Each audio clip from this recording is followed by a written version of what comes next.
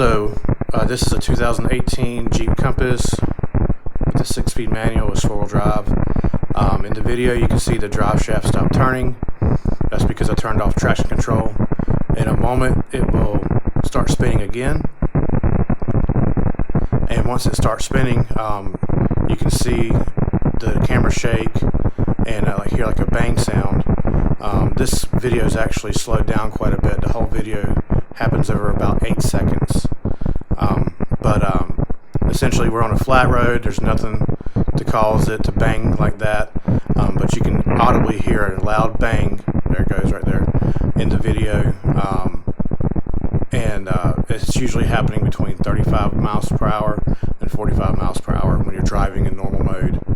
I'm trying to just figure out what's causing this.